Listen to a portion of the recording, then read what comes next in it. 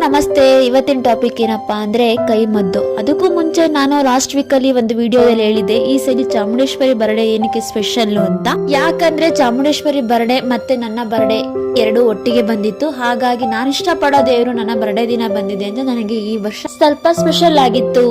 And okay, return ಬರೋಣ. ಊಟದಲ್ಲಿ ಕೈ ಮದ್ದನ್ನ ಏನಕ್ಕೆ ಹಾಕ್ತಾರೆ, ಅದರಿಂದ ಎಷ್ಟು ಪ್ರಾಬ್ಲಮ್ ಆಗುತ್ತೆ, ಅದನ್ನ ಹೇಗೆ ಕಂಡುಹಿಡಿಯೋದು ಅನ್ನೋದು ಈ ವಿಡಿಯೋದಲ್ಲಿ ನೋಡೋಣ. ಮೊದಲಿಗೆ ಕೈ ಮದ್ದನ್ನ ಯಾಕೆ ಹಾಕ್ತಾರೆ ಅನ್ನೋ ತಿಳ್ಕೊಳ್ಳೋಣ. ಕೈ ಮದ್ದನ್ನ ಹಾಕೋದ ಜಾಸ್ತಿ ಗ್ರಾಮೀಣ ಪ್ರದೇಶದಲ್ಲಿ ಹಾಕ್ತಾರೆ, ಅಂದ್ರೆ ಎಲ್ಲಾ ಕಡೆನೂ ಹಾಕಲ್ಲ. ಕೆಲವೊಂದು ಹಳ್ಳಿ ಕಡೆಯಲ್ಲಿ ಸಂಪ್ರದಾಯವಾಗಿ ರೂಢಿಸ್ಕೊಂಡ್ ಬಂದಿರ್ತಾರೆ.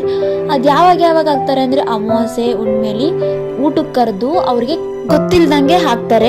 ದೆನ್ ಅವರಿಗೆ ಊಟನ ಕಂಪ್ಲೀಟ್ ಆಗಿ ಮಾಡೋದಿಕ್ಕಾಗಲ್ಲ, ಅವರು ಊಟನ ಅರ್ಧಕ್ಕೆ ಬಿಡ್ತಾರೆ. ಕೈ ಮದ್ದು ತಿಂದು 3 ತಿಂಗಳು ಆದ್ಮೇಲೆ ಹಸಿವಾಗ್ದಲೇ ಇರೋದು, ಏನ್ ತಿಂದ್ರು ವಾಮಿಟ್ ಆಗೋದು, ಅಡ್ಗೆ ಸ್ಮೆಲ್ ಆದ್ರೆ ಮತ್ತೆ ವಾಮಿಟ್ ಆಗೋದು, ಈ ತರ ಕಾಣಿಸ್ಕೊಳ್ಳುತ್ತೆ.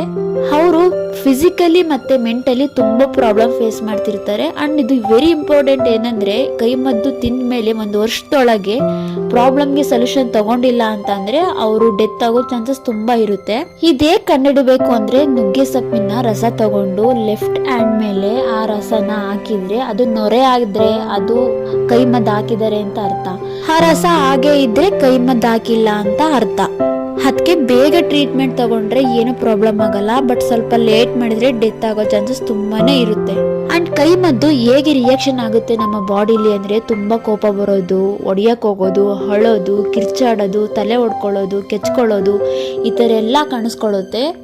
ಅಂಡ್ ಇದಕ್ಕೆ ಟ್ರೀಟ್ಮೆಂಟ್ ಕೂಡ ಎಲ್ಲಿ ಸಿಗುತ್ತೆ ಅಂದ್ರೆ, ಮುಸ್ಲಿಮರದು ಮಸೀದಿ ಇರುತ್ತಲ್ಲ ಅವ್ರ ಹತ್ರ ಇದಕ್ಕೆ ಟ್ರೀಟ್ಮೆಂಟ್ ಸಿಗುತ್ತೆ. ಅಂಡ್ ಇದ್ರ ಜೊತೆಗೆ ನಮ್ಮ ಹಿರಿಯರು ಕೂಡ ಹೇಳ್ತಿರ್ತಾರೆ, ಅಮಾವಾಸ್ಯೆ ಹುಣ್ಣಿಮೆ ಬಂತು ಅಂದ್ರೆ ಜಾಸ್ತಿ ಹೊರಗಡೆ ಸುತ್ತಬೇಡ, ಹೊರಗಡೆ ಏನು ತಿನ್ಬೇಡ, ಬೇಗ ಮನೆಗೆ ಬನ್ನಿ ಅಂತ.